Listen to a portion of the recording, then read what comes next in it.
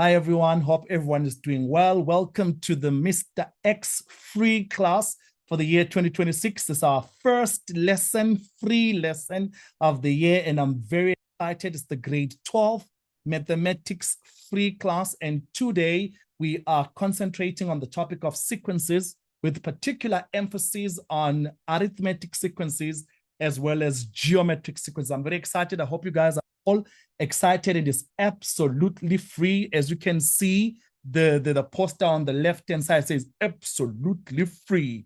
Run 0.00. Now, but very excited again. I want to let you know what I'm going to be doing for the rest of the year. Starting on the 2nd of February 2026, we are starting the paid, not free, paid Mr. X classes. What does that mean? I'm going to be having classes every single week, 250 rands per month per subject for both grade 11s as well as grade 12s. So we're doing mathematics and physical sciences. So that 250 gives you access to 5 classes. So for an example, if you look at the right-hand side of our screen, on Mondays, I'm doing grade 11 maths. That's 7 p.m. to 9 p.m. On Tuesdays, I'm doing grade 12 maths, also from 7 p.m. to 9 p.m. And I'm going to have 5 lessons like that. 1 lesson every single week. 5 of them, 250 rands. If you want to do both of them, that's going to be 500 rands. If you want to do one of them, that's going to be 250. It's going to be exciting times. These are lessons meant to help you, to prepare you, to get you to a point where you really understand what you need to understand in preparation for the biggest event of your life, which is the final examinations. Quality, affordable quality, excellent delivery from Mr. X. That's what we're going to do. So remember this, on the 2nd of February, we're starting our first classes for mathematics and physical science throughout the whole year. We're also going to do revisions for the June exams, revisions for the prelims, revisions for the big major final examinations. So I'm going to let you guys know how these things work throughout the whole year over and over again until we get to understand. That's what I'm going to be offering throughout the year. Somebody's asking, are we going to be having 3 classes every time? Yeah, periodically, as and when the Lord speaks to my soul. So then I'll be able to help you guys to understand more. All right, clock it, Ntwana. We're ready. Let's begin. Let's do this. That's what we do. We're doing the topic of sequences. Let's start. Now, in maths, a sequence is an orderly list or orderly arrangement. It could be numbers, it could be objects, it could be events. But that sequence, that orderly list or orderly arrangement has a specific order. In other words, there is a pattern. In other words, there is common rule. There is a specific rule that the numbers, the objects, or the events actually follow. And that's very important. So when you speak about a sequence in a mathematical manner, there's terms, there's numbers, there's events, there's patterns that follow a specific order that align themselves to a specific rule or pattern. A sequence can be finite or infinite. What does that mean? It means that basically it's a situation whereby you are able to know that a sequence can get to an end. If it's finite, it means that there's a last term, there's a last number, there's a last object, and so forth and so on. So that's a sequence that is finite. If it's infinite, it means that it goes on and on and on forever. In particular emphasis for today's lesson, we're dealing with 2 types of sequences. One of them is the arithmetic sequence, and the other one is the geometric sequence. Arithmetic as well as geometric. Let's start with our first one, which is your arithmetic sequence. So what is that? An arithmetic sequence is a type of sequence where the consecutive terms. Now, when you speak about the word consecutive, you're saying the next term. So for an example, if I've got 2 as my first term, 5 as my next term, 8, I've got 11, I've got 14. So consecutively, that's 2. The next term is 5. The next term is 8. The next term is 11, so forth. So an arithmetic sequence is one where consecutive terms are calculated by adding a constant value.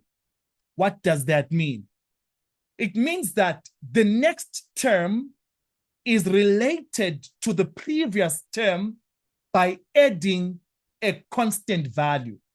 Now understand, that value that you add could either be positive or negative. Say, speak to us. 2 is my first term. The next term is 5. The next term is 8. To find 5, I must have added a constant value to 2. To find 8, I must have added a constant value to the previous term, 5. To find 11, I must have added a constant value to the previous term, 8. So when you speak about an arithmetic sequence, the determining factor, what makes it stand out, is that a constant value, which could either be positive or negative, is added to the previous term.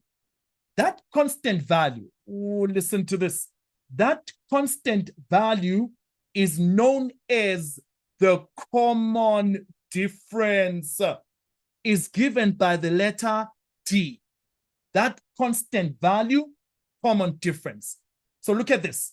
I've got this sequence. I also put the numbers here, 2, 5, 8, 11, and 14. All right, so these are my terms. I want you to understand the terminology. So 2 is a value. So is 8, so is 5, so is 11, so forth. Those are values. But the value 2 is in position 1. So listen to my words. I have a value, I have a position. The value is 2. Its position is position 1. Same thing. The value is 8. Its position is position 3. When you're writing the notation, the terminology, you'll say to yourself, T1, that's term number 1, it's equal to the value of 2. You could also pick and say T4, term number 4, the value is 11. You could say T3 and the value is 8. These two words are important. Value, position.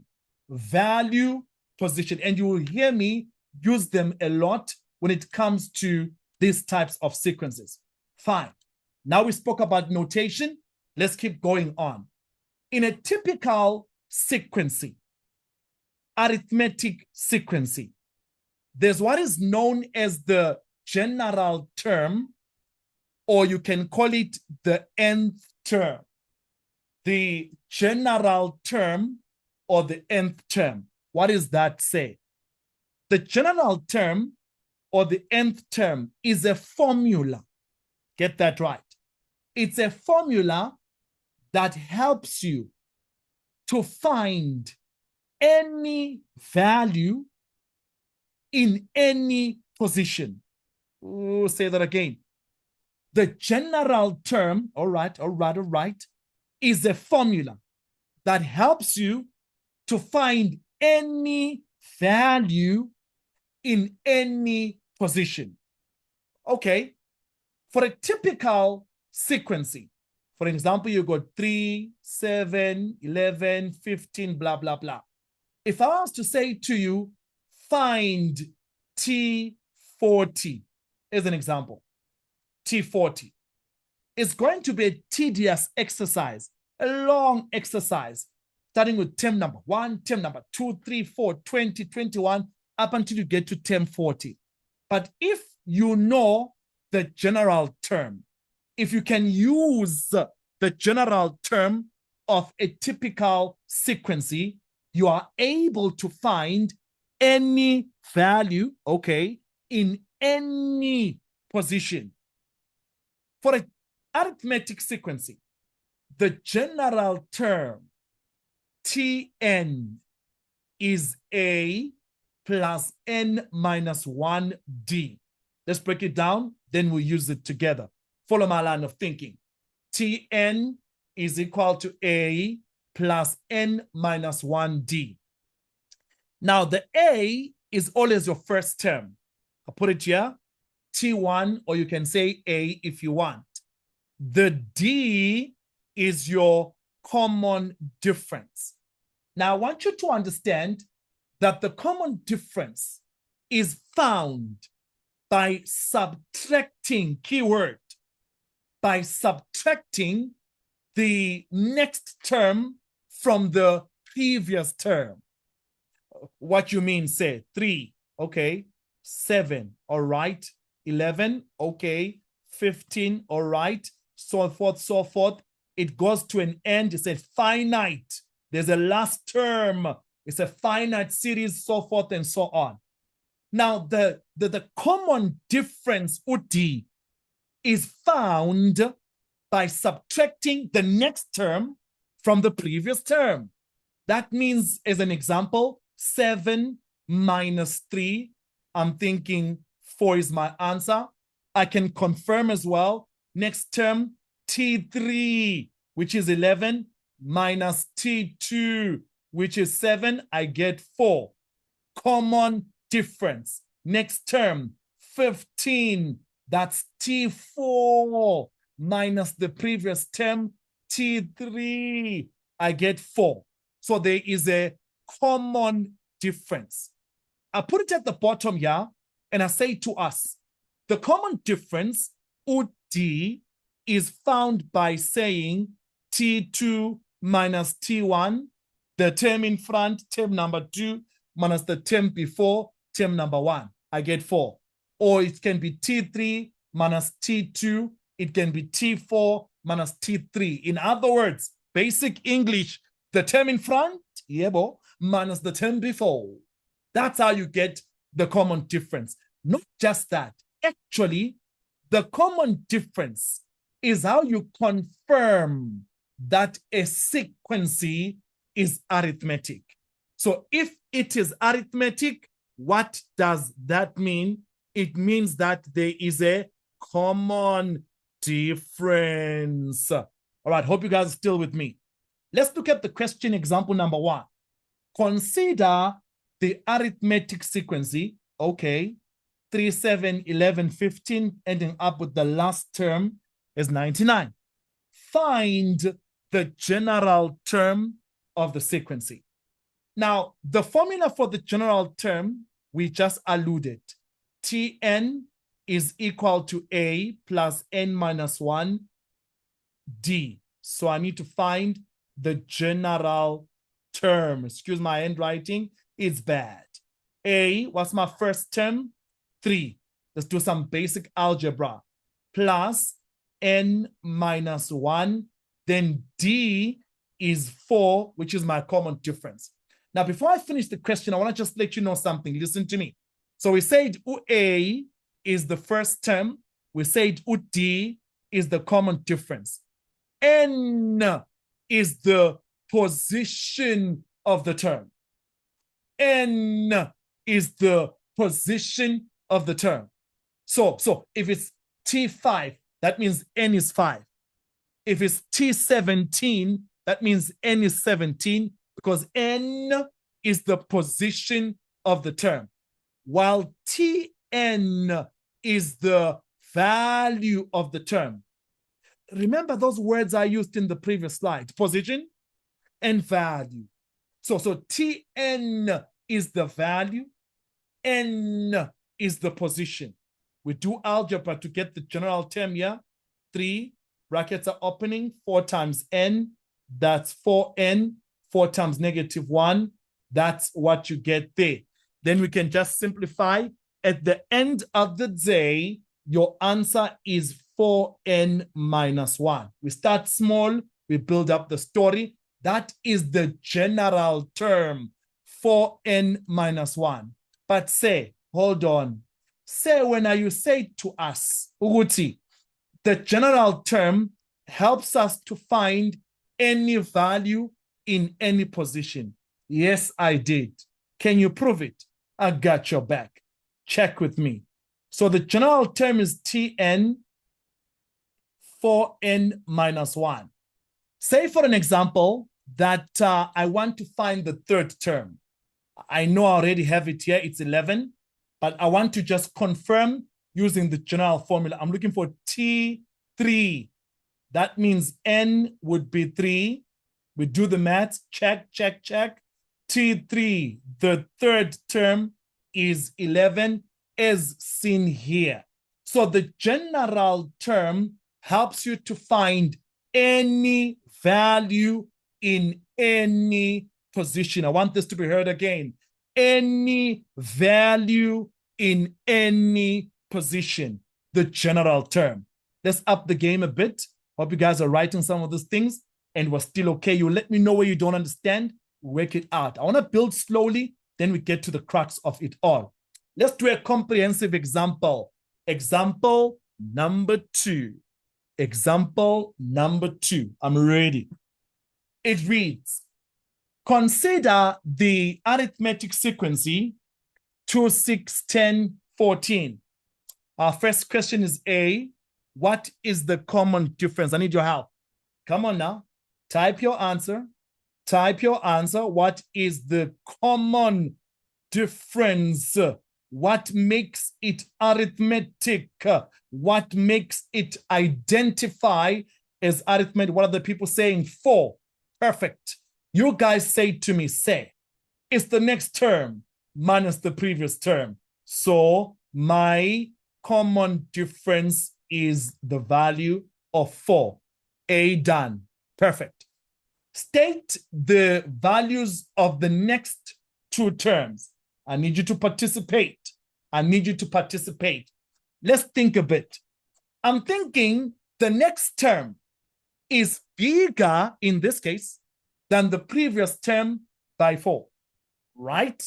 Yeah, boy. People are saying, say, we got it. It looks like the next term is going to be 14 plus 4, which is the value of 18. Thank you. The next term is 18 plus 4, which is the value of 22. So B, done and dusted, state the values of the next 2 terms. I'm looking at 18 as well as 22. Keep going with me. You guys are doing well. So proud of you. Let's go. Determine a formula for the nth term of the sequencing. Now, when you speak about the nth term, it's also the same way as looking for the general term. And the formula for an arithmetic sequence is Tn, as previously alluded to, A plus n minus 1 multiplied by D. That's the nth term. Let's put the numbers. A is my first term, which is 2, plus n minus 1, D is 4. That's the story. Now, if that is the case, then it means now I need to do some algebra. Open the brackets. I'm looking at 2, 4 times n. That's 4n minus 4. Eventually, your math says 4n minus 2. So that becomes the nth term, 4n minus 2. Be careful about the algebra so you don't have to mess up and you get it right. That's C, nth term. All right, let's keep going. I see people are participating, seeing the story, asking where you don't understand. I got your back. Look at D. Determine the value. Ooh, the two words I love. Value, position. Value, position. Determine the value of the 25th term. Determine the value of the 25th term. I want to ask a question. So what do I have? And what do I want? Hear me out. Determine the value of the 25th term. What do I have and what do I want? Let me hear that. I have the position and I'm looking for the value. Use earlier said the position is given by the letter N. So I have N and I'm looking for the value. So I'm looking for T25. We can use our formula, our general formula to find our story. I'm thinking that if N is 25, then T25 is the value of 98. So value is 98, but the position is 25. That's D. Try with me, E. E says which term has a value of 46. Now, if I was to come here and ask you, what letter am I looking for? Which term has a value of 46? I was to come to this formula and ask you, what letter am I looking for? You tell me, which term has a value of 46? So I think I have the value. I just need to know the position. You guys are doing right. I have the value, but I need to know the position. Work with me. I'm ready. So I have the TN checklist. I'm looking for N. I have TN. I'm looking for N. So TN, the value is 46. I'm putting it up nicely. A is 2, right? Plus. We can go for it. We can do it the long way or the short way. Let me do it this way. I need to say Tn is 4n minus 2. Yes, sir. So we're saying our Tn, our value is 46 rather. Then I've got 4n minus 2. Take the 2 to the other side. I'm looking at 48. And then 48 is equal to 4n. So therefore, I can find n. So the value of n is 12. If you were to put it across nicely, like someone who's going to varsity next year, you'd say T12 is equal to 46. Position 12. Value 46. You guys are doing well. Let's up the game. Let's up the game. So these are your basics, your hi, how are you questions, your what's your name, what's your favorite color kind of questions. We're going to go deeper. We're going to go deeper. Example number 3. Let's go. The following is an arithmetic sequence. Danko siyabonga. 1 minus p, 2p minus 3, p plus 5. It continues. Calculate the value of p. That's example 3, our first one, typical past exam paper. So let's see. We're given our arithmetic sequence, but we're given in terms of 1 minus p. The other one is 2p minus 3 is my second term. Then my third term is p plus 5. They are saying to us, please do find our p, what the value of p is. Now, here's something that we need to get. Since this is an arithmetic sequence, there is a common difference, suggesting to me that if this 1 minus p is my term 1, 2p minus 3, term 2, and then P plus 5 as term 3. What is true to this scenario is that T2 minus T1, T2 minus T1 is the same as T3 minus T2, since they have the same common difference. The term in front minus the term before. Let's do maths. So we do T2, which is 2P minus 3 minus T1. Now, algebra. If you were to ask me what is the most important topic in maths, I'll tell you, algebra. Whenever you put a minus, Chuck Norris, you must put a bracket. 2P minus 3 minus 1 minus P is equal to P plus 5 minus 2P minus 3. When there's a minus, put a bracket. When there's a minus, put a bracket. Same again. 2P minus 3. Brackets are opening. Minus 1 plus P is equal to P plus 5. Brackets are opening.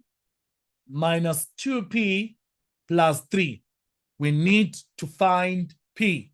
All right, so let's go. 2P plus P on the left-hand side. I'm thinking 3P minus 3 minus 1, that's minus 4, is equal to P minus 2P is minus P. 5 plus 3, that's a plus 8. Let's group the like terms, get the P's together. Minus P transposes 3P plus P. I'm looking at 4P. Then we transpose the other side. That's equal to 12. I get you see what I'm talking about right here, right now. P is equal to the value of 3. That's A. Talk to me, fam. Are we still okay? Are we still good? Are we happy? Let me know if there's a problem. I got your back. That's just our first one. It goes on with B and C. So we found P by acknowledging the fact that the second term or the term in front minus the term before, T2 minus T1 is equal to T3 minus T2 as well. It goes on. Find the first term of the sequence. The first term, T1, is 1 minus P. Do I know P? Yebo, I know P. So I can find T1 because T1 is 1 minus P. Do I know P? Yebo, it's 3. So T1 is negative 2. That's just B right there. Actually, you can actually find T2 as well because you now know what P is. You can find T3 as well because you do know what the value of P is. That's why C, the next question says, please do find the common difference. The common difference. Work with me. Now, we know the first term is negative 2. I can get the second term because I know what P is.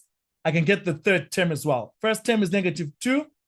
Let me quickly try and get the second term. There's my P. Let me get the third term. I know what P is. There you are. So let me write them down. Minus 2. Let me get my algebra on point. Let me take this out.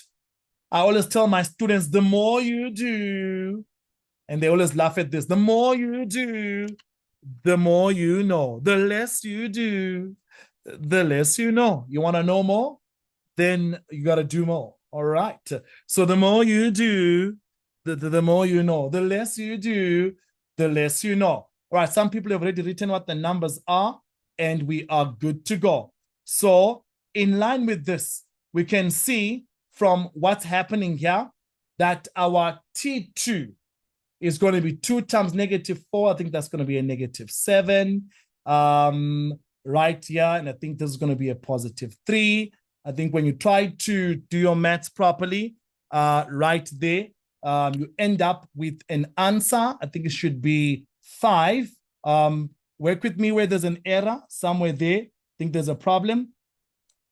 Or say it's 3, not 2. Perfect. Perfect. So P is 3. That was my mistake. I should have put here a 3. Don't worry, I got your back. There you are. So then we have it here as, I think this should end up as 3. And then this one here should be my 3 as well. This should end up as 8.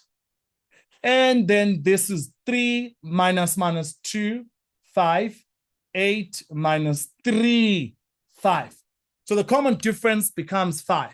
That's basically the long and short of it. I took this question from some past exam paper, just a smalling and a past exam paper, just to help you understand this. I want to up the game a bit, just a bit, so we can be able to pull through. Remember, what is your P? From question A, our value of P was 3. Somebody's asking, but how? So now where there's P, we put 3, we get our first term. Where there is P, we put 3, we get our second term. Where there is P, we put 3, we get our third term. Then we subtract, say, next term minus the previous term, next term minus the previous term, and our common difference is just a beautiful positive value of 5. Let's keep going. Let's keep entering them. Here's a past exam paper, an interesting one.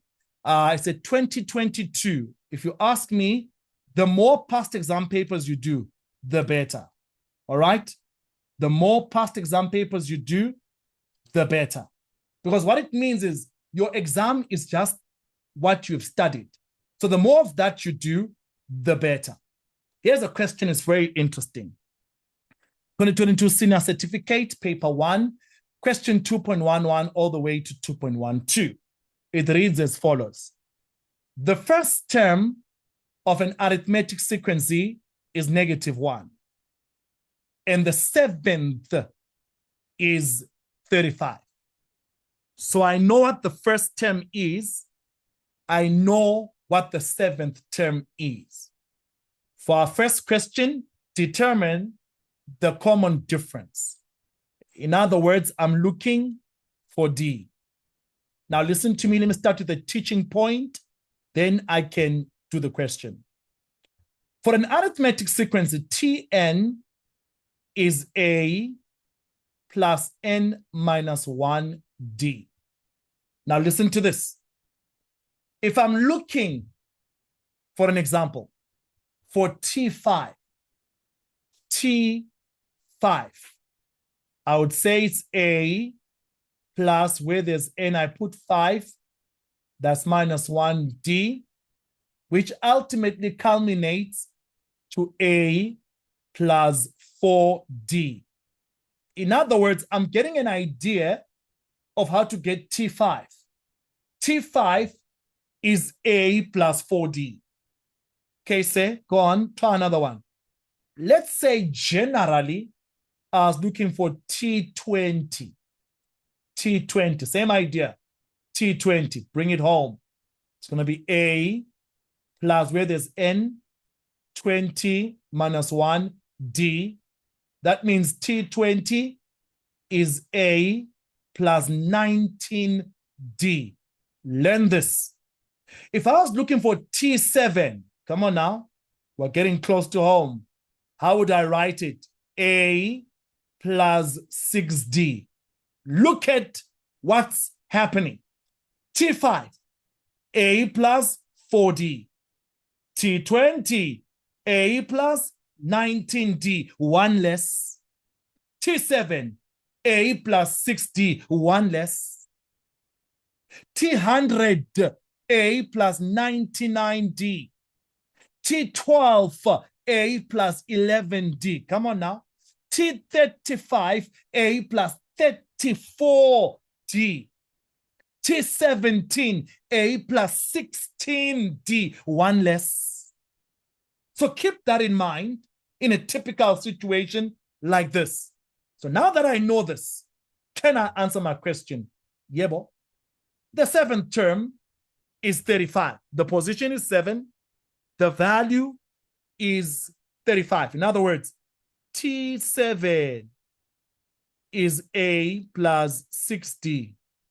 That T7 is 35. Its value is 35. A, which is the first term is -1. Question was saying to us, calculate the common difference. Calculate the common difference. So the rest is mathematics. I'm thinking transpose. This is 36, and then this is eventually 6D. That means the common difference D is equal to 6. So be very careful about that. Let's go back a bit. Someone is asking, okay, sir, please repeat that part. No stress, no stress. I want you to remember this as a general way of thinking. Uguti, when you're looking for T7 in terms of A and D, it's just A plus 6D. When you're looking for T12, it's going to be A plus 11D. When you're looking for T5, I've made examples on the right-hand side. It's A plus 4D. T20, A plus 19D, one less. So in this case, we are already given that the first term is -1 and the seventh term is 35. And I'm saying T7 is A plus 6D. That is what I'm saying. And so we just substitute, then we solve for D, which is our common difference. I'm hoping that this becomes clear to everyone, and now people understand from there on. Remember how I got the 6D?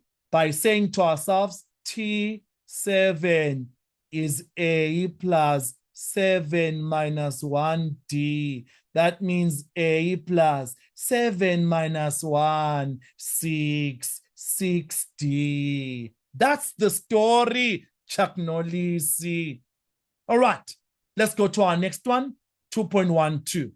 I have a question, you answer it. If I say to you, before I do 2.12, if I say to you, the sixth girl is the last girl in the queue, how many girls are in the queue? The sixth girl is the last girl in the queue. How many girls are in this queue? You tell me. Think. Don't be quick. Think. English one more time. The sixth girl is the last girl in the queue. How many girls are in the queue? Oh, the numbers are flying. 6. Abang about 5. Abang about 0. All right. So the sixth girl, okay, say, is the last girl in the queue. How many girls are in the queue? And the overwhelming answer is 6. Yes, you are right. Here's what I want you to learn. The position, or hear my English proper, the position of the last girl gives the number of girls in the queue. So her position is position 6. She is the last girl in the queue. By virtue of her position, we are able to know how many girls are in the queue. So hold on. If you're running a 100-meter race and you happen to be the last person to finish the race, and you happen to be the 7th person, or rather you took position 7, it means that there are 7 people running the race. Again, I emphasize the position of the last person determines how many people are in that race. Now let's contextualize this to maths. Hear my statement. I put it there. Oh, Kosia, top right corner. Itini, batini bona. The position of the last term gives the number of terms in the sequencing. Say that again. The position of the last term gives the number of terms in the sequencing. Now that we know that, let's go to 2.12. The number of terms says determine the number of terms in the sequence if the last term of the sequence is 473. In other words, the position of value 473 gives me the number of terms in the sequence. If I'm able to get what position value 473 is, then I'm able to get the number of terms. So let's do some maths. Do some maths with me. So Tn is equal to A plus N minus 1D. What is the value? 473. That's Tn. What is my first term? I'm hearing the first term is -1. I was told at the top. N, I don't know you. D, I found you as 6. So the position of this last term will give me the number of terms in the sequence. Let's do some math. 473 is equal to -1, brackets are opening, plus 6n minus 6. Okay, all right. I hear you. So we can do the brackets and all. Eventually, you're going to end up in a situation, so we can do some maths so that it's easier for us to understand and see how far we are going there. So -1 minus 6 is -7. Then you transpose it, I'm looking at 480 is equal to 6n. And then we can divide both sides by 6. That means the value of n is 80. So this value is 473, but its position is 80. But because it's the last term, I refer back to this important terminology. The position of the last term gives the number of terms in the sequence. Now, because it's the last term, then that means, therefore, there are 80 terms. Finding the position of the last term will give you the number of terms in the sequence. One more time. Finding the position of the last term will give you how many terms are in that sequence. Finding the position of 473, because they told us that 473 is your last term. And I'm going on with this particular note that says the position of the last term, the position of 473 gives you the number of terms in the sequence, and that is what I'm looking for, the number of terms. As the question has said it, number of terms in the sequence. Perfect. Let's keep going. I want to try and give you a question to try. The more we do, the more we know. This one, 1.5 minutes. Try it. 2014 March, paper 1, question 3.0. 1.5 minutes. Try, Chuck Norris. Try. 1.5 minutes. Let's go.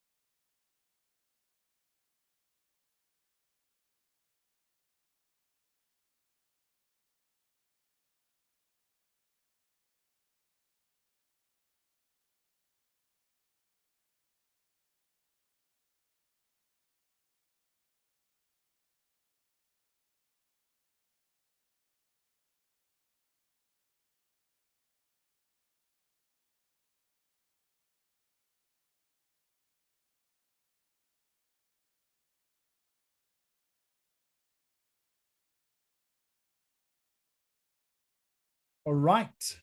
I think we're good. I think we're really good now. All right, let's see. And you compare what your answers are. We compare together as we move on. Remember, we're still going to go to the geometric sequencing. We're just really running through with the arithmetic. And then we'll try to do some combined questions towards the end so that it's easier to work together.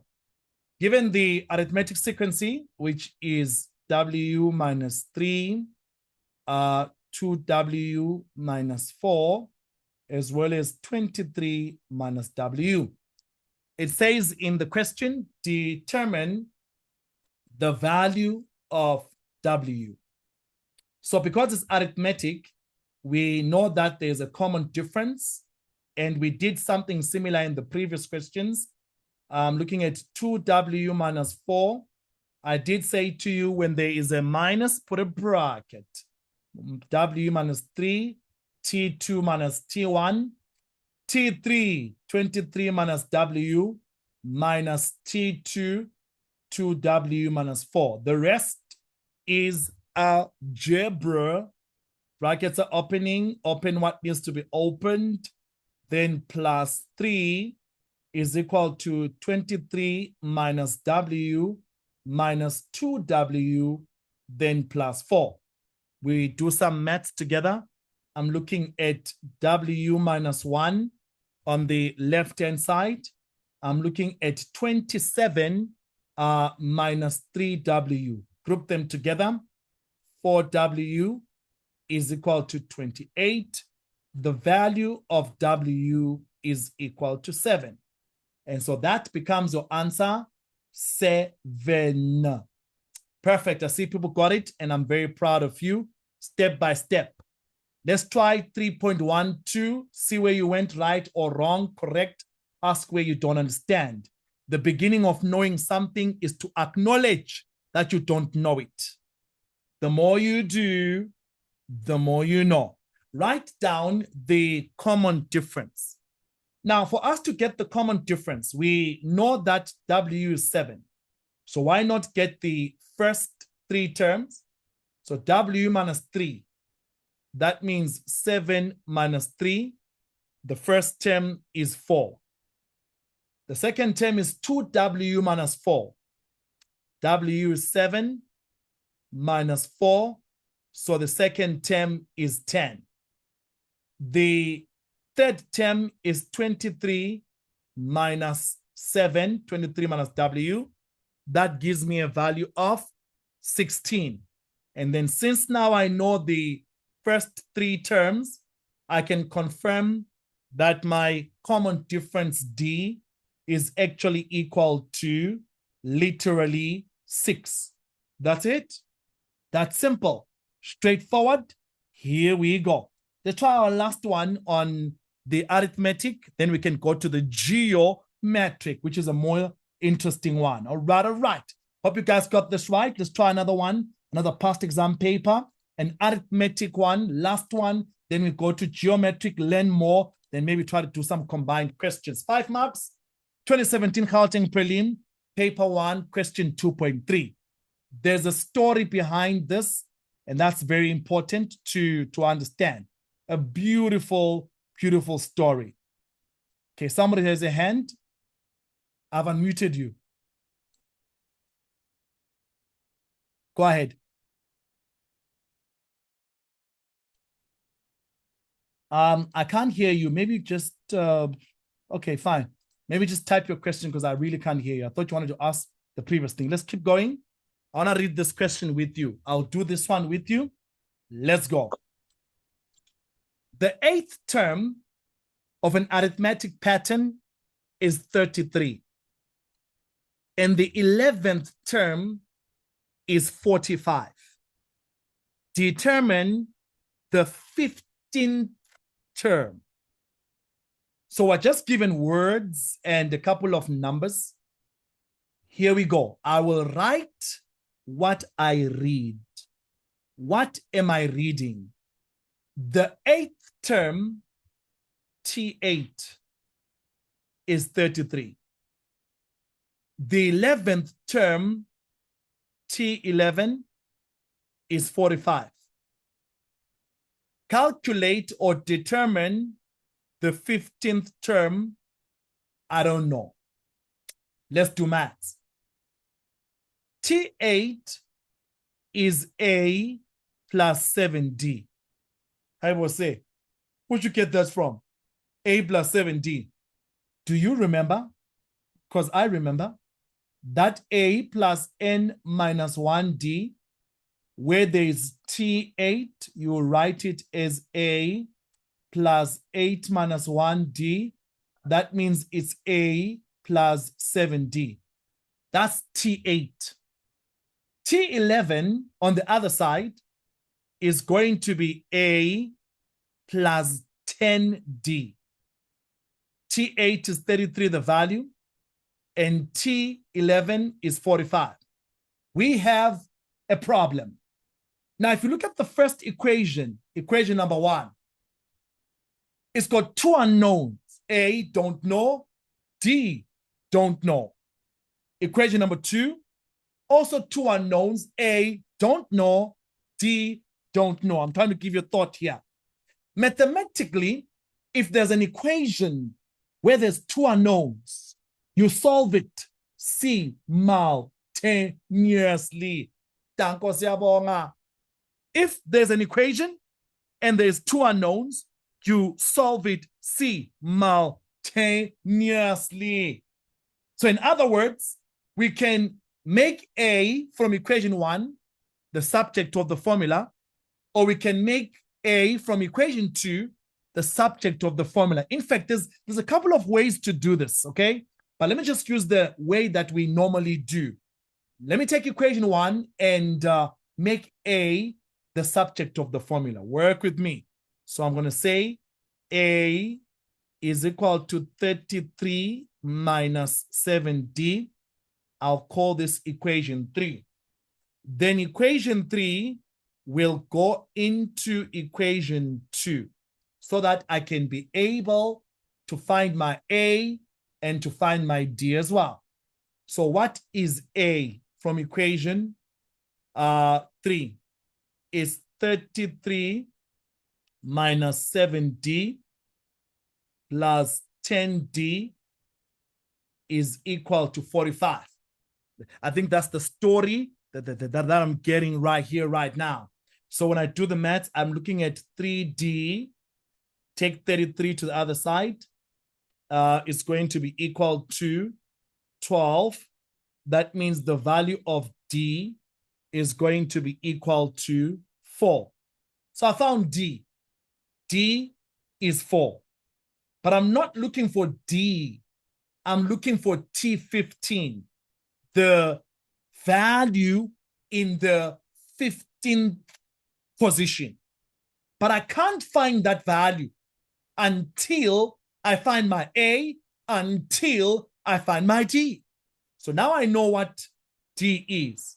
So I can go back to equation 3, then say to myself, A is 33 minus 7, D is 4. I think you're with me. I found the value of A is equal to 5. So A is 5.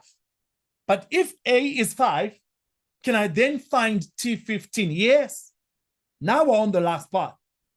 T15 is equal to A plus 14D. Aibo. What you mean, say? What you mean, say? T15 is A plus 14D. A is 5 plus 14, D 4, and then the rest is maths. I'm thinking T15 is the value of 61. That's why earlier on I made it clear that it's important to understand the idea behind having T8 as A plus 7D, T11 as A plus 10D, and what we're looking for, T15 as A plus 14D. So that's the story right there. Talk to me where there's a problem. I see people saying they understand, they get this, and so forth and so on. And we go on and on and on. All right, all right. All right, let's move on to another concept, the geometric sequencing. Now, I want to allude to this as we begin. The geometric. A sequence, as we defined in the beginning, is basically an orderly arrangement of numbers, right? There's a specific pattern, order, a way of thinking, ways of looking into things. That's a typical sequencing. Now, if we come to a geometric sequencing, what is the specific rule? What is the DNA? How do we identify it? Listen to my story. With a geometric sequencing, we speak about what is known as a constant ratio. Now, the terms of a geometric sequencing are found by multiplying. Also, in an arithmetic, we were adding either positive or negative common difference. But in a geometric, we are multiplying the previous term by a constant term, which is non-zero, and it gives you that constant ratio. So the next term, listen to this, the next term is found by multiplying the previous term by a constant ratio. That ratio is not zero. Geometric, arithmetic, we're adding either positive or negative common difference. Geometric, we're multiplying the previous term by a constant non-zero value number known as the constant ratio. Look at this one here. 6, yebo, 12, nazo, 24. Tell me, what number do I multiply by to get the next term? 6, 12, 24, 48, 96. What is my constant ratio? 6, 12, 24, 48, 96. People are saying, say 2 is the key. Yebo, I agree. It looks like to get 24, I must multiply 12 by 2. To get 48, I must multiply 24 by 2.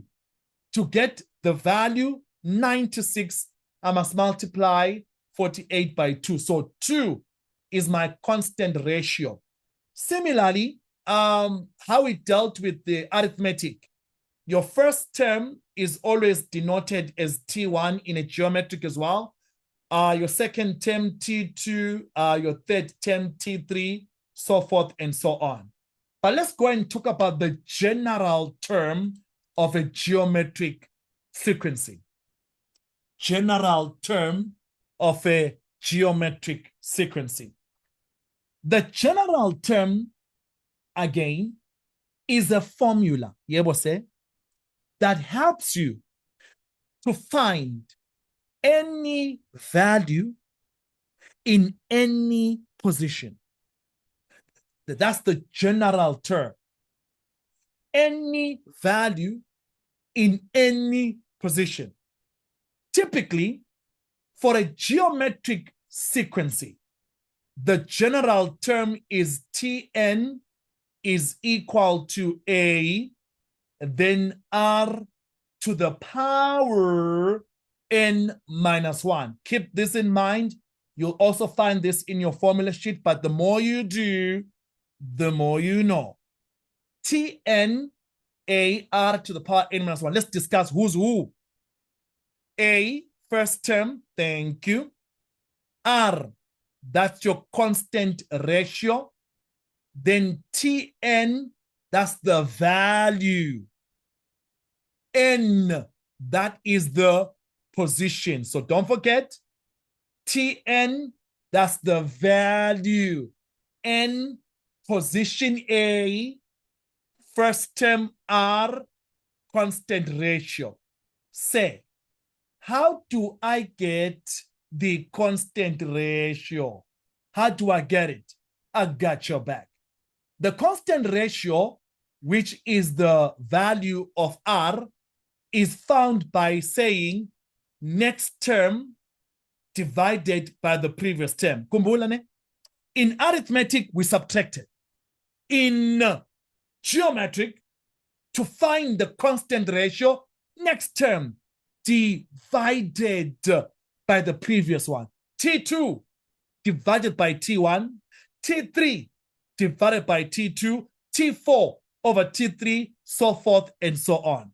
So how do I then identify whether a sequence is arithmetic or geometric? If it's arithmetic, there's a common difference. You subtract next from the previous, you get the same number. But if it's geometric, there's a constant ratio. You divide the next one by the previous. T2 over T1, T3 over T2, T4 over T3, over and over again. Let's look at example 4. Consider the following sequence. And it's -5, it's 10, -20, and it's 40 as well. The question then says, show that the above sequence is geometric. I got your back. How do I show that is geometric? Let me find the constant ratio R. Let me see if it works. Next term is 10. Previous term is -5. R is -2. So I just did T2 over T1. Let's confirm with the next one. Let's do T3 over T2. -20 over 10. I'm thinking you get the same number, -2. So we're getting a constant value for R. That means by extension, that means the sequence is geometric. So we answered A just by finding, confirming, asserting that the value of R is the same. You can even take the fourth term if you want. 40 divided by -20, you still get -2. So it confirms and reconfirms that the sequence is indeed geometric. Because if it wasn't geometric, then the constant ratio would not be the same. So remember again, I took T2 over T1 and also confirmed by saying T3 over T2. You can also confirm by saying T4 over T3. The constant ratio must be the same. And if it is the same, then it means the sequence by extension is going to be geometric. That's A. Find the constant ratio. It will tell you that the sequence is the same. All right, let's try B. Determine the value of the 20th term. Determine the value of the 20th term. I want to ask you a question. What do I have? Determine the value of the 20th term. What do I have? You tell me. Determine the value of the 20th term. What do I have? Do I have the value or do I have the position? Come on now. What am I given? Do I have the value or do I have the position? All right. Do I have the value? I've got the position. Somebody says, I've got the position. Okay.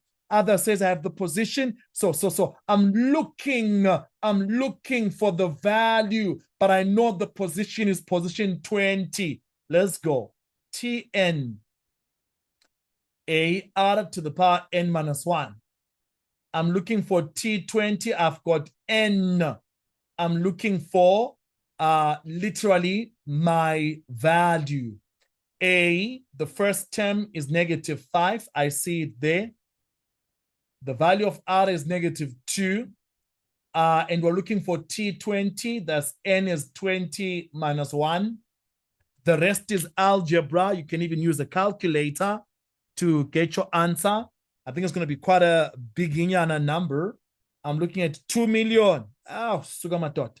621,000. Azo, 440. That's my value.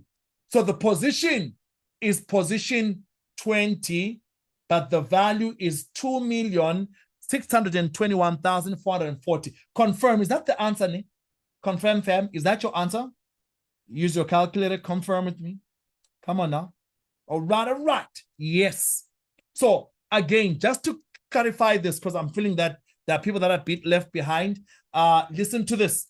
When you want to know if a sequence is geometric, just divide the next term by the previous and the other next term by the other previous.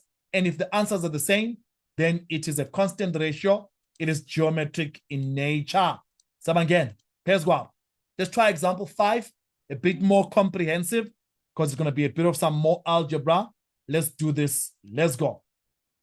Consider the sequence 96, 48, 24, and 12. Sharp. State the values of the next 3 terms. Ooh, come on now. Let's go. I've got 96. The numbers are getting smaller. 48, smaller.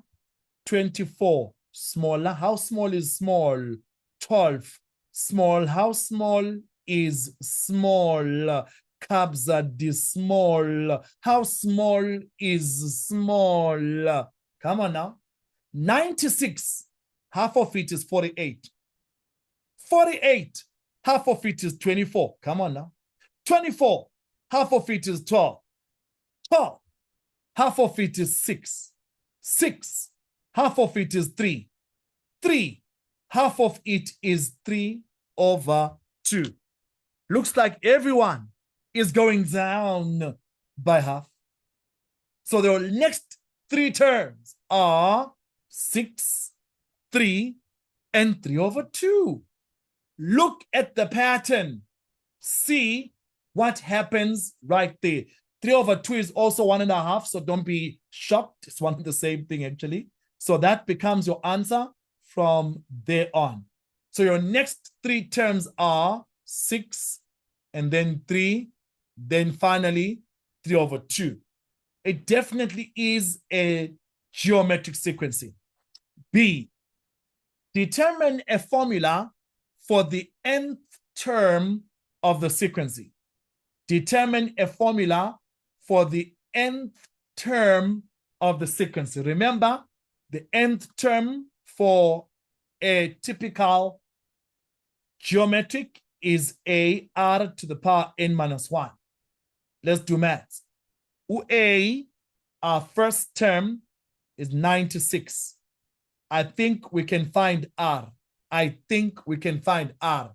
How so, say? How can we get the value of r? R is going to be T2 over T1. 48 over 96. I'm thinking the value of r is half. So I put my half there. So therefore my Tn is basically your 96, then half to the power n minus 1. Now hold on. I want to just say something here because it's a common mistake that happens with some of you guys. Listen to me. Do not be Chuck Norris. And I keep saying Chuck Norris. Some of you guys don't even know who Chuck Norris is. If you're a 1K like me, you'd know what Chuck Norris is. Superstar, action hero. No one beat him. So do not be Chuck Norris here, Chuck Norris. You cannot multiply 96 by half because half is an exponent. Kanjani, bro. 96 times half, Kanjani. It can't because half is a base to the power of n minus 1. It can't. So you leave it like this. That's your general term. Don't be dramatic. 96 half to the power n minus 1. That's it. And that's my general term. And this formula, this general term, will be able to get me any value in any position. Okay? Any value in any position. Let's go. C. So we've done A, we've done B. Let's try C. Or C then says, determine the value of the 10th term. Determine the value of the 10th term. So I'm looking for T10. Let me just be quick to explain this. Let me write it as Tn first. So Tn is AR to the power n minus 1. T10 is AR to the power 10 minus 1. That means T10 is AR to the power 9. Here we go. More learning. So T10 AR to the power 9. So again, similar to what I spoke about under arithmetic. T10 AR to the power 9. If I wanted T15, gonna be AR to the power 14. If I wanted T20, AR to the power 19, one less, 10, 9, 11, 10, 15, 14, T50, AR to the power 49. So we're looking for what? The value of the 10th term. So it's going to be AR to the 9, 96. OR, or half, to the power 9. The rest is algebra. I'm getting an answer, confirm, 3/16. Is that a yes or a yes? Is that a yes or a yes? Come on now. Is that a yes or a yes? All right. So 3/16, that becomes your answer from that perspective.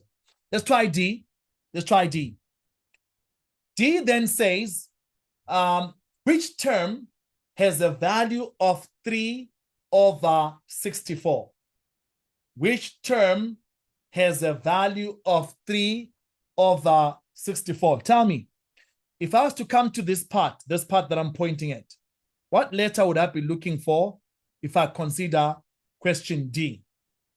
Which term has a value of 3/64? What letter would I be looking for? Which term has a value of 3/60? What letter am I looking? N. Yes. I'm looking, I have Tn. The value is 3/64. I just need to find N. So let's go back to the general formula. I need to say Tn is 96 half to the power n minus 1. Let's do math.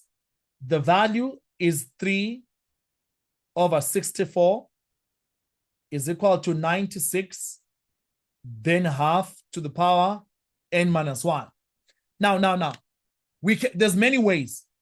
I'm thinking we can divide 3/64 by 96. Literally. We can actually say to ourselves, 3/64 divided by 96 is equal to half to the power n minus 1. The maths should give me 1/2048 is equal to half to the power n minus 1. Come on now. Maths. There's a topic that I have on my YouTube channel, 2-hour topic, exponents. I taught exponents from scratch. You have two options here. You can use logarithms, or if you are like me, you can use exponents and win the game. Let's do maths. On the right-hand side, the base is half. On the left-hand side, I've got 1/2048. My task is to make both sides have the same base. That's my task. To make both sides have the same base, or half. How can I do that? Calculators out. Let me show you. There's one at the top on both sides. 2048. You take your calculator and say 2048 equal shift fact. You should get an answer of 2 to the power 11. One more time. What do I do say? Take your calculator. Say 2008 equal shift, yebo, and then look for a pattern written fact. You should get an answer of 2 to the power 11. So 2048 to the base of 2 is 2 to the power 11. Let's be clever, because we are clever. Angiti, come on now, trust yourself. The 1 over 2 to the 11, I can rewrite it as 1 over 2 to the power 11. Everybody say, yebo, lapo, I can. How so? Because 1 to the power 11, 1. Then 2 to the power 11 is 2 to the power 11. Simple. So then I can power everything on the left side with the power of 11. Because when I say 1 to the 11, it still remains as a 1. And 2 to the 11 gets me to 2 to the 11 as well. So now on the left-hand side and on the right-hand side, I have the same base. Half, half. Once that is the case, drop it like it's hot. Drop it like it's hot. Half on the left, half on the right. Drop the powers. 11 is n minus 1. You want n is 12. The value is 3 over 64. Its position is 12. Like someone going to university, we write and say T12 is 3 over 64. So once the bases are the same, drop the powers. Once the bases are the same, drop the powers. That means at the end of the day, the value of n is equal to 12. So that's the math. So remember that. You can still use logarithms if you want, which is still fine, but I prefer this method because it will come handy when you're dealing with exponents as well. So once you get to see what's going on, you'll be able to play around with it from there on. One more time on the calculation so you can see what's going on. So first of all, I to acknowledge that my value is 3 over 64. Divide by 96, I get 1 over 2048. My problem is that they are not the same base. On the right-hand side, the base is a half. On the left-hand side, it's 1 over 2048. I would like to make them the same. So why don't I find 2048 to the base of 2? Says 2048 in your calculator equals shift fact. Then it gives you 2 to the power 11. Then that 2 to the power 11, this 11, you can put it up here because when it affects 1, 1 still remains the same. So now it's half to the power 11. The bases are the same. Drop the powers, then find n. There's more similar questions that I want to do like this. So let's keep working together. Let me take this out. Gone. Let's try another one. Here's example number 6. Ooh, gotta love this. Example number 6. Let's go. Determine the first 3 terms of the geometric sequence of which the 7th term is 1,458 and the 4th term is 54. Hear me out and hear me out good. For a typical geometric sequence, the first term is A. The second term is AR. The third term is AR squared. I will say, why are you getting this wrong? Our general term. Tn is AR to the power n minus 1. So if I wanted T2, it was going to be AR 2 minus 1. That means it's just AR. That's all. So that's T2. So T3 will also be AR squared. So we want to find the first 3 terms. And they are AR, then they are AR squared. What are we given? We're given the 7th term, T7, is 1,458. T7 can be written as AR to the power of 6, 1,458.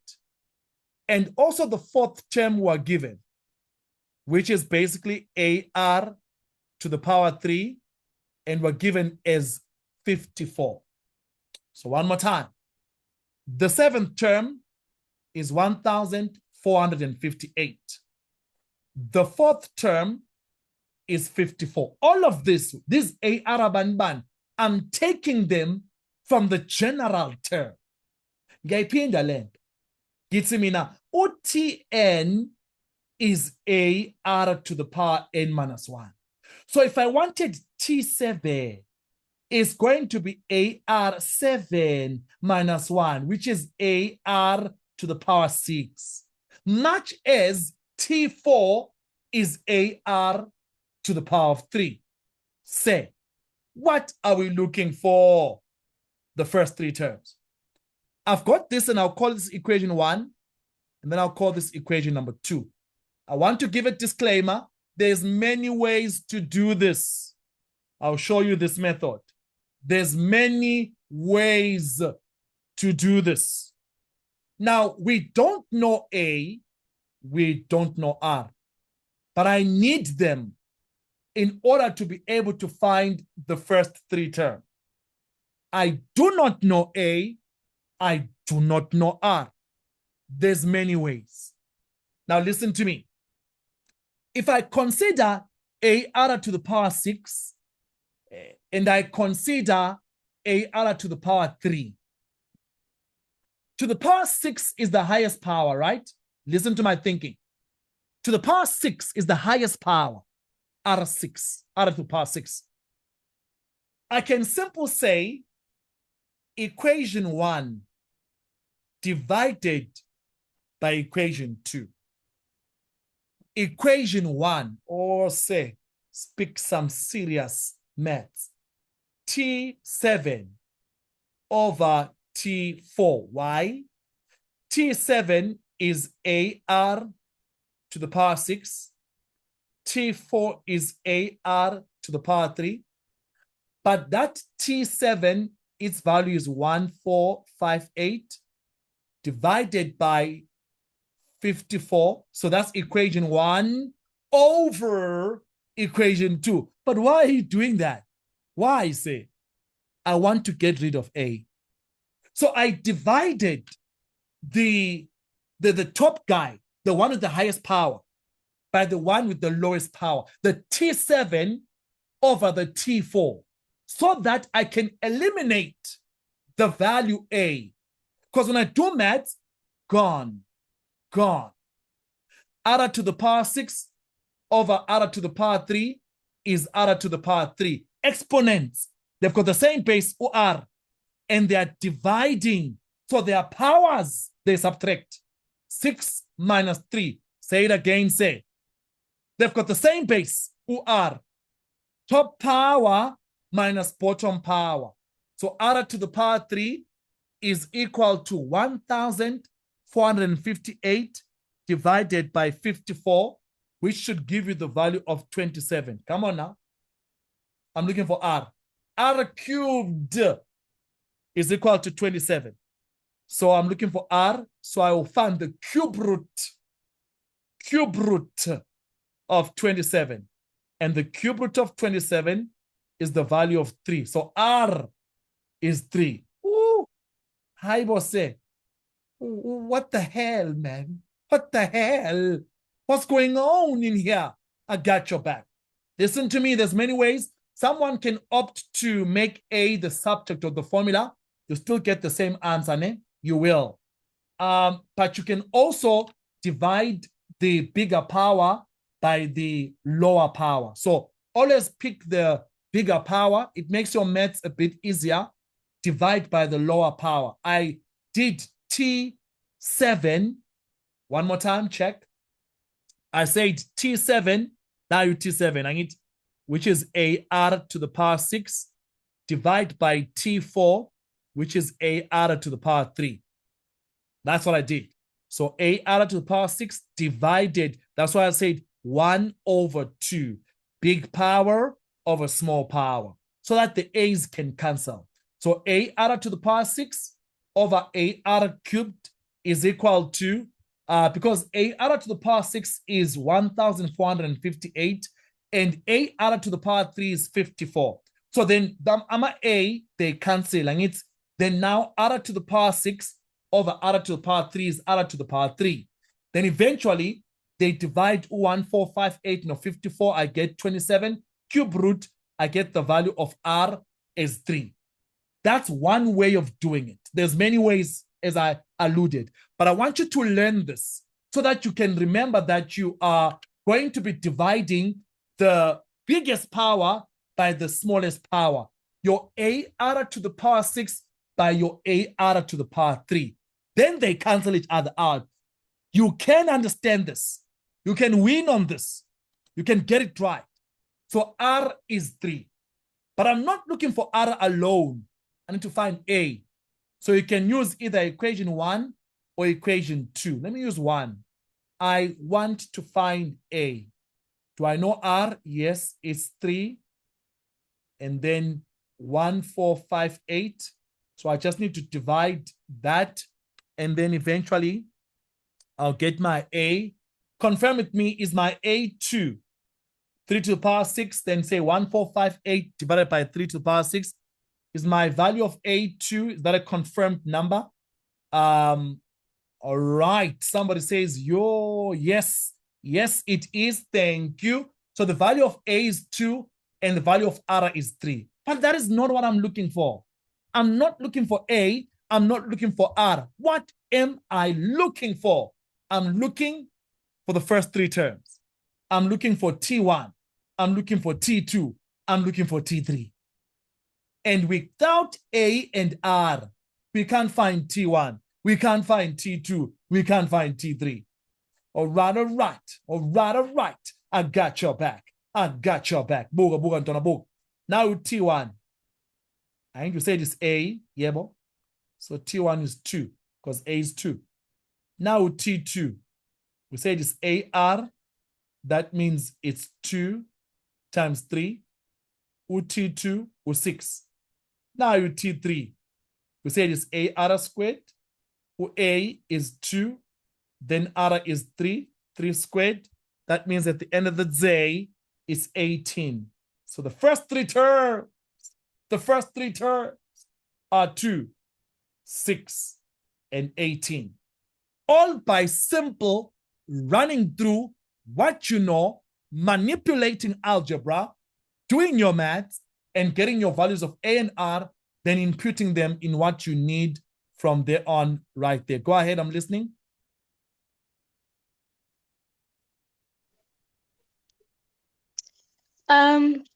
Good evening, sir. Can everyone hear me? Yeah, I can hear you. Okay, so sir, I wanted to ask them, because I don't think I heard you quite well. If I were to use the simultaneous approach to calculating R, could I make A the subject of the formula, maybe using T4, and obviously my equation will be T4 is equals to AR 4 minus 1, right? Yes. So T4, which is 54. And then if I were to make A the subject of the formula by dividing by R to the power 3, you'd get and then A I will as have 54 A is equals to 54 over R to the power 3. Yes. Then you substitute Yes. into equation 1. I do the same for T7. Okay. Then if I were to do that, I would have 1485 is equals to 54 over R cubed times R to the power 6. So if you had to do that, hold on, let me help you. So thank you for that question. So if you were to make A the subject of the formula, let's start with equation 2. Is that correct? That is correct. So you'll have A as 54 over R cubed. Then you can still transpose, or not transpose, but substitute A in equation 1. So where there's A, we are figuring out 54 over R cubed. You still get the same answer. Literally, like what I did. You actually end up here. Same way. So it will be fine. You can try it, you'll still get the same answer. Okay.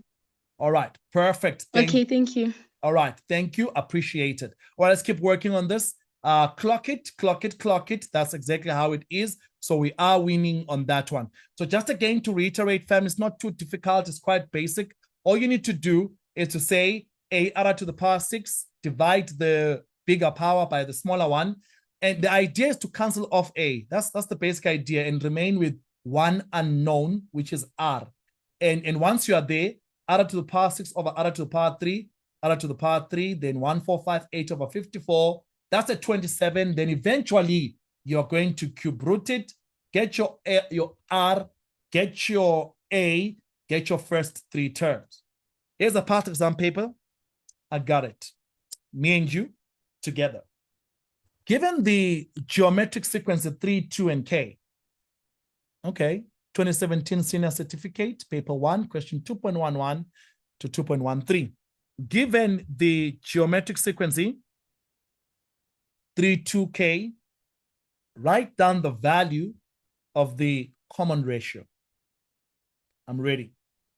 I'm thinking 3, 2, then k.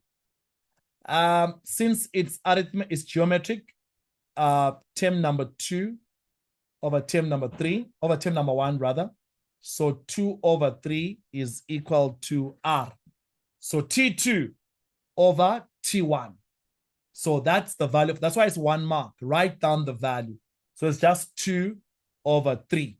That's our first one. Let's try the next one. Calculate the value of k. Calculate the value of k. So something that is noteworthy is that your T2 over your T1 is the same as your T3 over your T2. So T2 is 2 over 3, is the same as T3, which is k, what I'm looking for, over T2, which is 2. And the rest is just algebra. Cross multiply everything by 2. You end up with 4 over 3 is equal to k. Algebra, the most important topic in maths. So that becomes your value of k, 4 over 3. Write it down. We're good to go. Let's try 2.13. Calculate the value. Let me know where there's a problem, but I want to build up the story. 4 marks. Calculate the value of n. So we're looking for n. If Tn, or this should have been written properly. So it's Tn. If Tn is equal to what number you see there.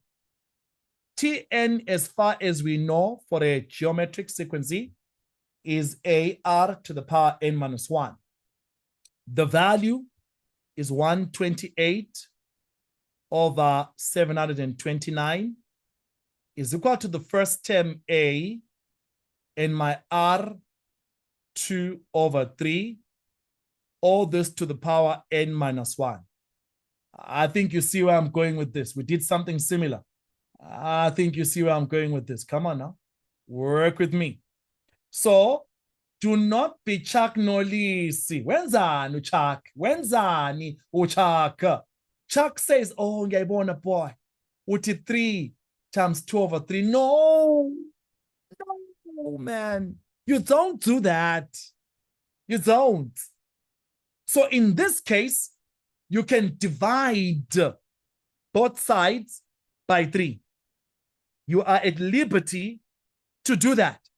In other words, when I say to you 128 over 729 divided by 3 is equal to 2 over 3 to the power n minus 1.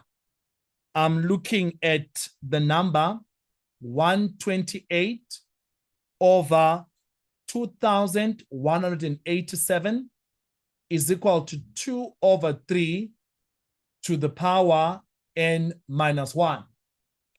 You can use logarithms. You can. Am I a fan of that? No. I'm a fan of it under the topic functions and inverses, which is going to be the third topic that you're going to do. Yes, this particular term. Right, so hear me out. I still want to deal with with exponents. Book. Problem number one. With the base on the right-hand side is 2 over 3. On the left-hand side is 128 over 2,187. Let's start with 128. To the base of 2, I'm thinking 7. 2,187. To the base of 3, I'm thinking 7. Yeah, try them. 128 equals shift fact. You should get that. 2 over 3 to the power n minus 1. Come on now. This becomes 2 over 3 because the power 7 is the same everywhere. You can put it like this. You can rewrite it like that. Drop it like it's hot. The bases are the same. 7 is equal to n minus 1. Come on now. N is equal to 8. So the value of n is 8. You can still use logarithms, but hold on. I'm a fan of this method. So here I just made 128 to the base of 2 because we know 2 lana at the top. And I made 2187 to the base of 3, 3 at the bottom. And because it's the same powers, you can rewrite it as 2 over 3 to the power 7. That means 2 to the 7, 3 to the 7 is the same thing.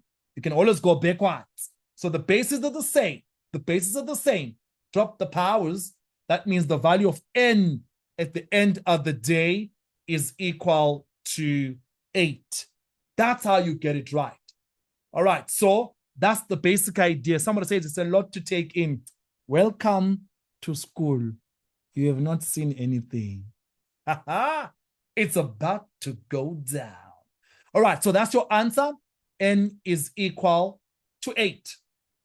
Write it down there. And I did something similar in the previous. So when you watch this again on YouTube, when you go through it at your own pace, looking at it, you'll be able to see the idea behind like, oh, okay, so this is what happens, and this is what happens, or this is what doesn't happen, and stuff like that. And I think this is actually a very easy method. It's actually the best method, if you ask me. Quite straightforward. You just need to look at the base on the left-hand side, right-hand side, and all. Somebody says, you can save us. Masambe Chuck Norris. Danko Poza. Masambe Chuck Norris. Let's go. Let's do some salvation. Here's a question. I want you to attempt this one. I want you to attempt it. It's been getting 1.5 minutes. Peswa, 2025, senior certificate, 1.5 minutes. Let's go.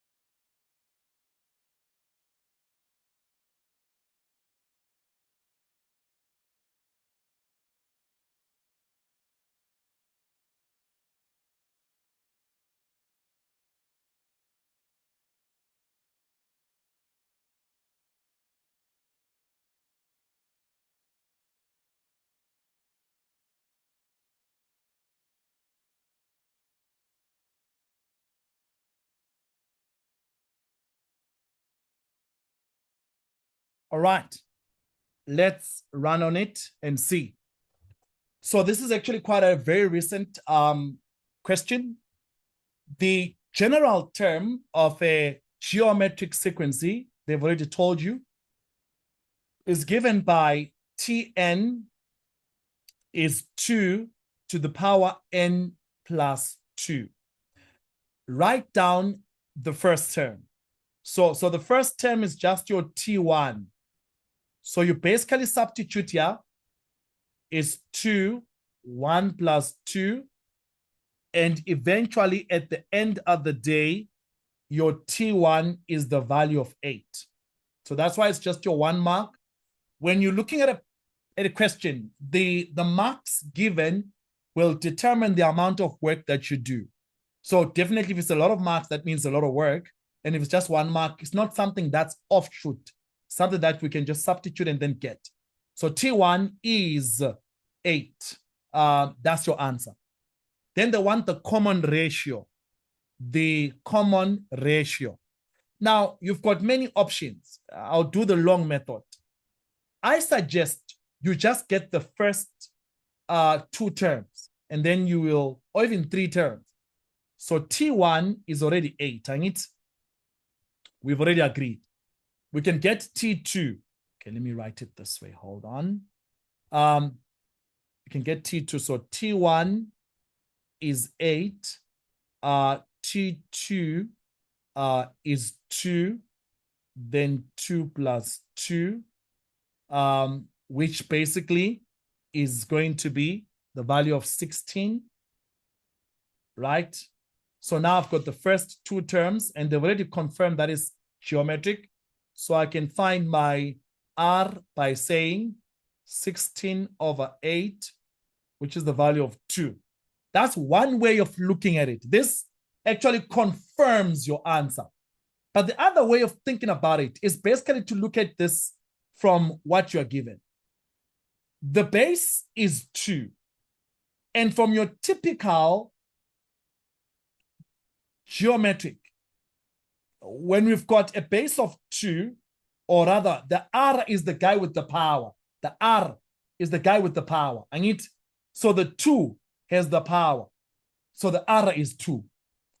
I'm not a fan of that method because sometimes students make mistakes.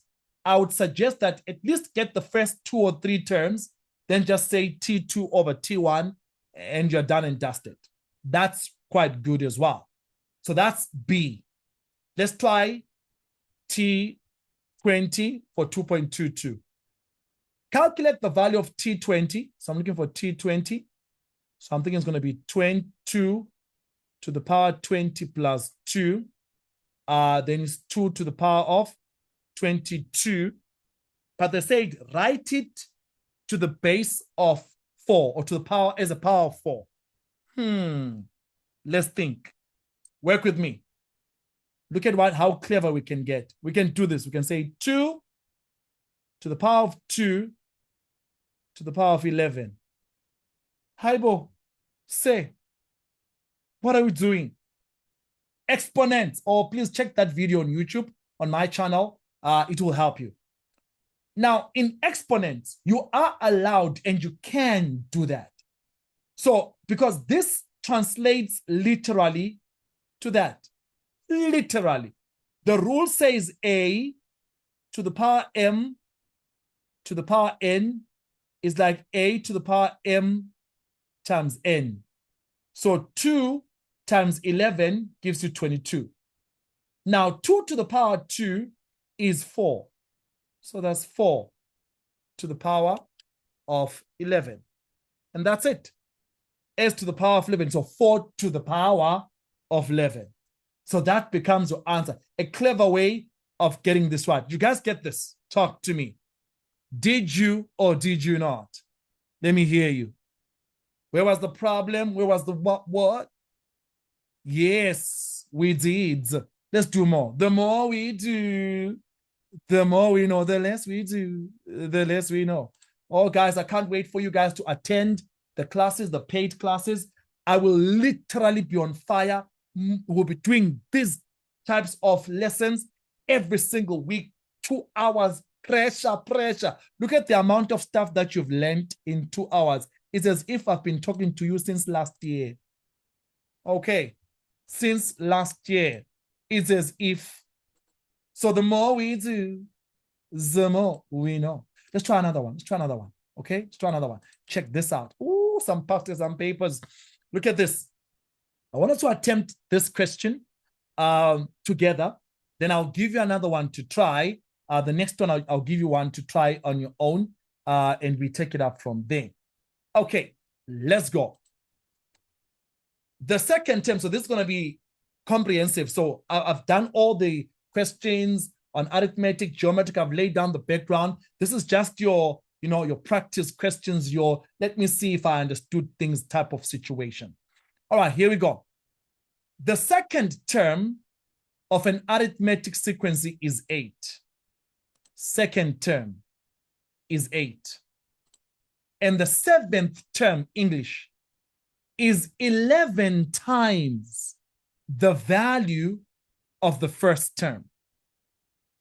Determine the first 3 terms of the sequence. Come on now. Work with me. Let me hear you. I write what I read. So we're looking for the first 3 terms of the arithmetic sequence. So term number 1, we alluded, we said is A. So you may know term number 2 is A plus D.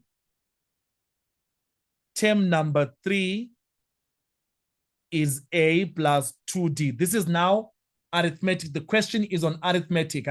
So don't confuse that. The second term, they've told us, the second term is 8. So I'm okay with that. So T2, which is A plus D, is the value of 8. Then they say the seventh term, I write what I read. The seventh term, T7, is 11 times the first term. So it's 11 times, let me write it, 11 times T1. Seventh term is A plus 6D is 11A because T1 A.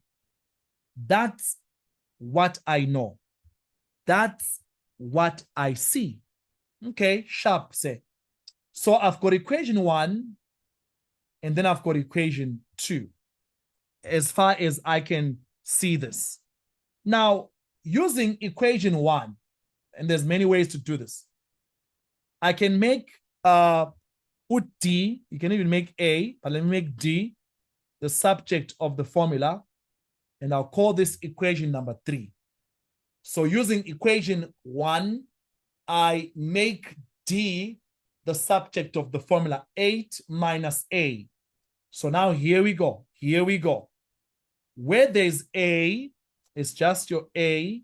I'm substituting equation 3 into equation 2. A plus 6, where there's D, 8 minus A is equal to 11A.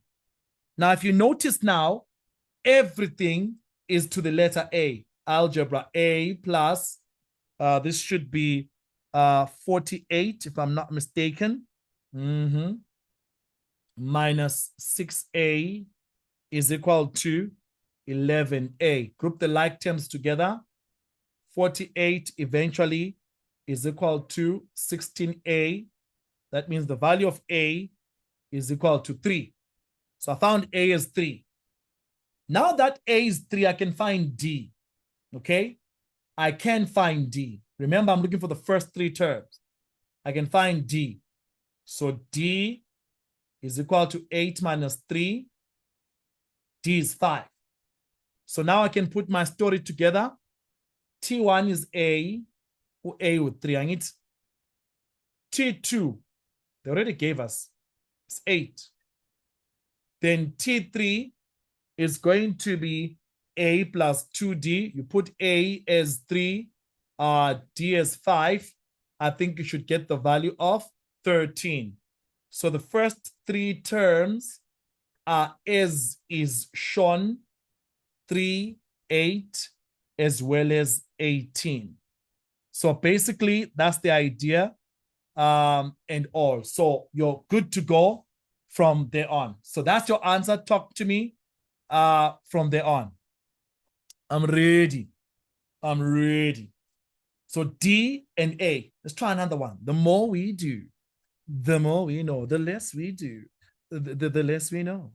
All right, all right. Let's try another one. Let's try another one. Let's work it out. I'm taking this out quickly so you may know. Because the more you do, the more you know. All right. Somebody's got a hand. Let me just attend to that. Go ahead. I'm ready. Oh, hi, sir. So for T3, me on my calculator is not giving me the same answer. Is it 13? Okay, did you substitute? Okay, let me see. I need to Yeah. A with 3, I need, right? Yeah. With D with 5. D is 5. Oh, all right. Yeah.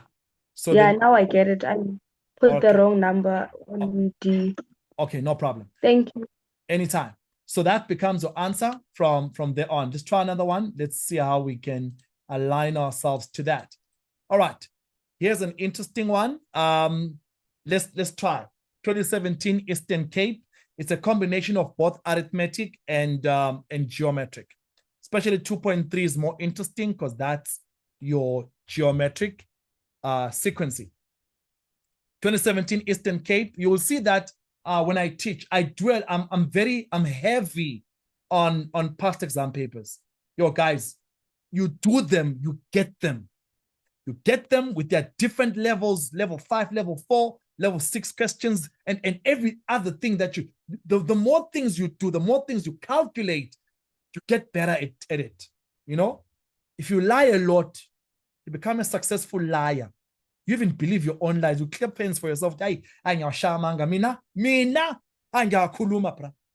am so convincing in my lies. Imagine if you put effort in your schoolwork much as you put effort in your lying.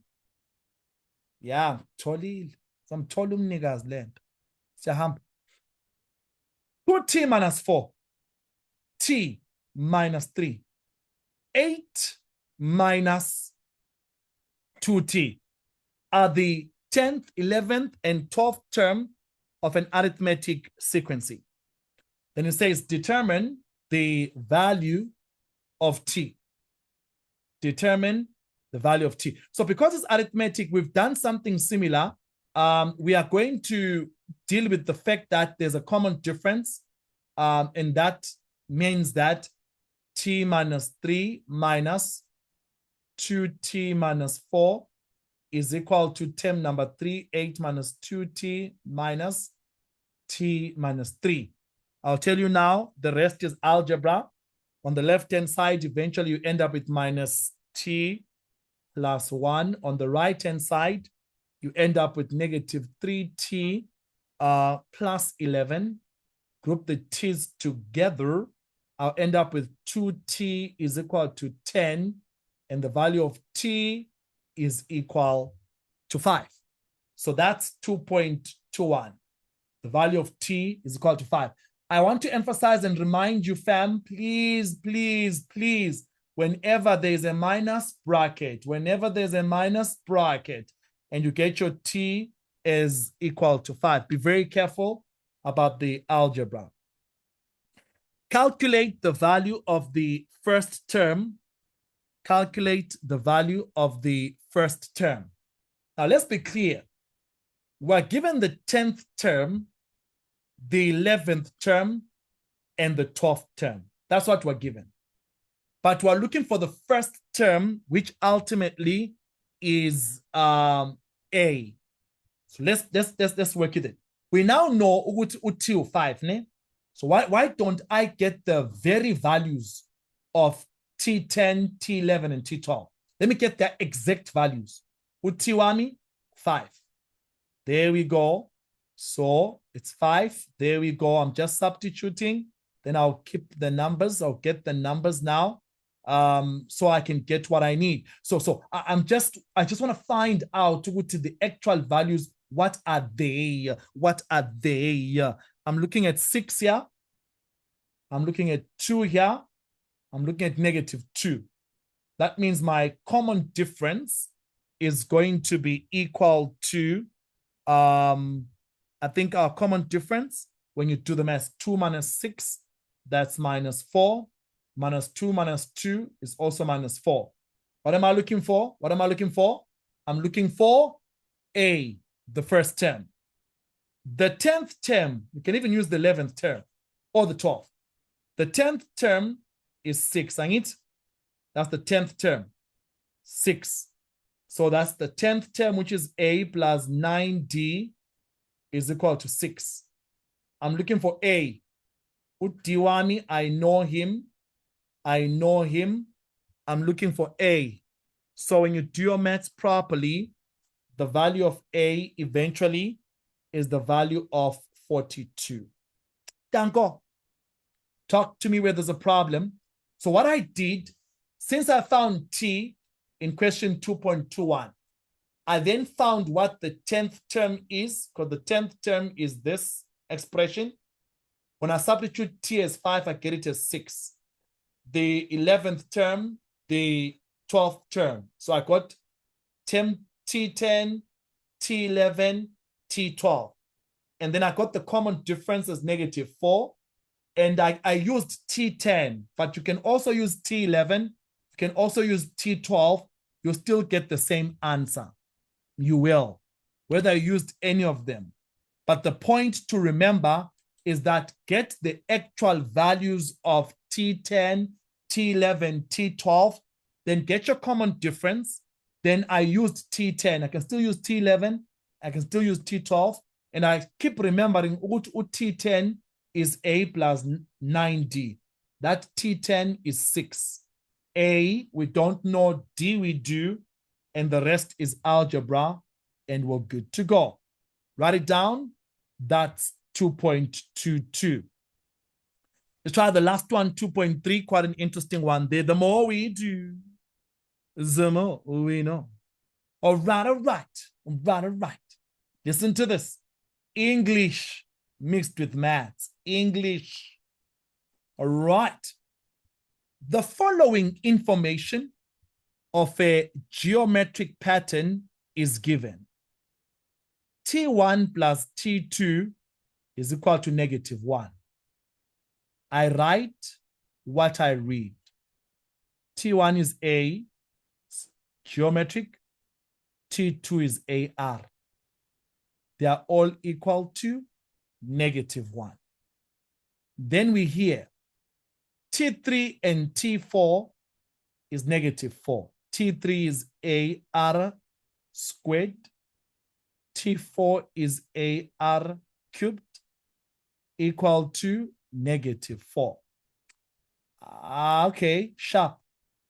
Determine the numerical value of the first 3 terms if R is greater than 0. So in other words, R is positive. Let's do maths. So we need to look at similar things here, see things that come together, things that don't come together. All right, listen to this. For the first part, A plus AR is negative 1. That's T1, and it for each geometric, plus T2 for each geometric. It should give you negative 1. T3, AR squared. T4, AR cubed, negative 4. Look for common ground. If I go to the top part, I can write it as A, come on now, 1 plus R is equal to negative 1. What happens, say? I factored out A. Oh, yes, it works. Okay, let's go to the next one. What can we do that can come to similarity? I can factor out AR squared. 1 plus R is equal to negative 4. I will say, slow down. Stop the bus. Where is the bus going? Stop the bus. I can take out AR squared from here, much as I can take it out from here. You see, mathematically, it must make sense. Because when I say AR squared times 1, I end up with AR squared. Then AR squared times R, I go back to AR cubed. It makes sense. It makes sense. So I'll call this equation 1 at the top. I'll call this equation 2 at the bottom. So I'm trying to look for similar ground. I'm trying to look for similar ground because I'm looking at 1 plus R at the top on equation 1. I'm looking at 1 plus R at the bottom on equation 2. I factored out AR squared from here, from this one, so that I also have 1 plus R. So then I do this. Listen to me. We did something similar in the previous one. I can say equation 2 divide by equation 1. I will say AR squared, which is equation 2, 1 plus R, over equation 1A, then 1 plus R. All this is equal to -4, which is from equation 2, over -1 from equation 1. Maths. About A gone, gone. 1 plus R gone, 1 plus R gone. I'm left with R squared is equal to 4. Square root both sides, plus or minus 2. But they gave a disclaimer, but R is greater than 0. Therefore, R is a positive 2. Yo, what's going on here, man? I got your back. One more time. So I was looking for common ground, okay? Oh man, I've got documents with crazier questions, but the idea is still here. 1 plus R is my guy. I factored out A lana, and then I've got 1 plus R. I factored out AR squared. I've got 1 plus R. Remember in the other question I said, take the one with the highest power. So AR squared lana compared to this guy. So I say 2 divided by 1. Because I know about A, they will cancel. I know about 1 plus R will cancel. Now I'm left with R squared at the top. So R squared is equal to 4. That means R is plus or minus 2. So don't forget, in your calculator, when you square rooting it gives you positive 2. But mathematically, and in a mathematically correct way, it's supposed to be plus or minus 2. That's why I'm choosing R as 2, because they say the value of R should be positive, greater than 0. I found R. That's what I found. Let me see if I can find A, because I'm looking for the first 3 terms. I can use equation 1. I can use equation 2. Let me use equation 1. So equation 1 says A, which I don't know, is 1 plus R. R is 2. Is equal to -1. That's what equation 1 says. So I can do the maths. Becomes A, 1 plus 2 is 3, is equal to -1. That means the value of A is -1 over 3. So I found A. A is -1 over 3. I found R as well. What am I looking for? The first 3 terms. Term number 1 is A. I know A is -1 over 3. Term number 2 is AR. I know A is -1 over 3. I know R is 2. So your answer is -2 over 3. Term number 3 is AR squared. AR squared. I know A is -1. I know R is 2. And eventually your answer becomes -4 over 3.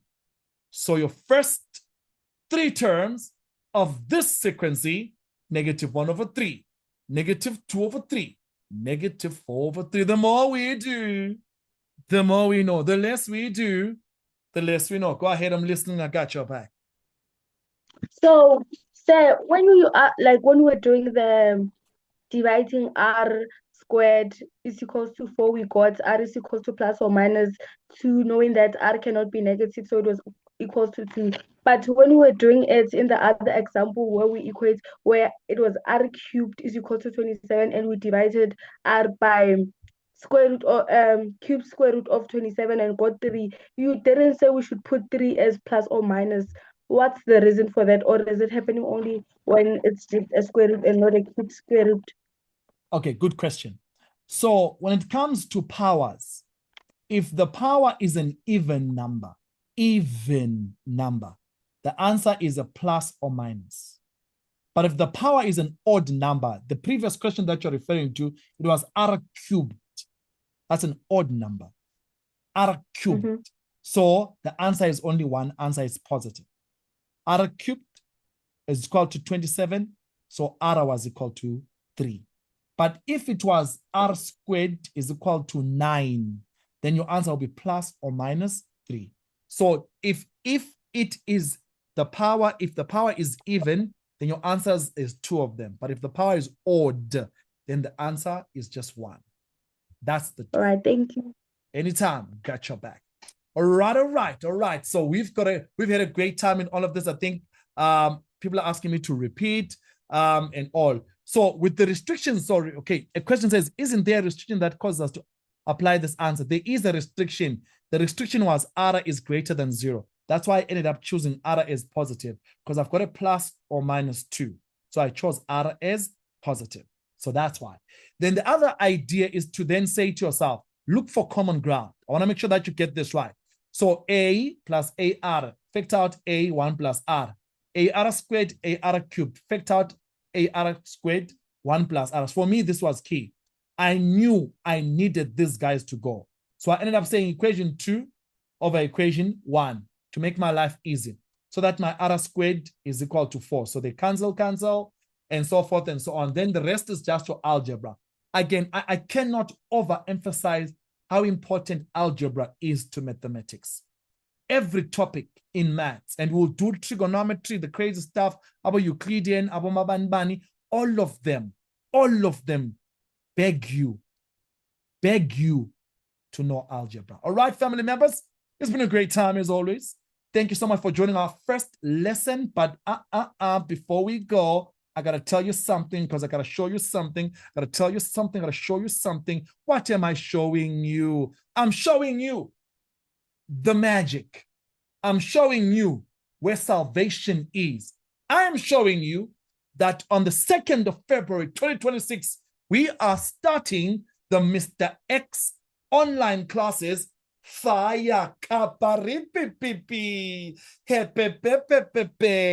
Fire. 250 rands for 5 lessons monthly and happening on the days: Monday, Maths grade 11, Wednesday, Physical Science grade 11, Tuesday, Maths grade 12, Thursday, Physical Science grade 12, all of them from 1900 hours to 2100 hours. So that's what's going to be happening. We are going to be doing these free classes in January, but from there on, we're going to be starting on our paid classes. Yes, I will do some free classes here and there during the course of the year, but mostly we're going to be running through, and we are going to be on fire.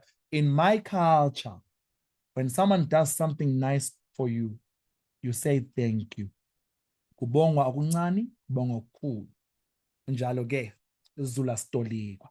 So injalo, siyabonga. Thank you so much for coming through. I'm going to stop the recording.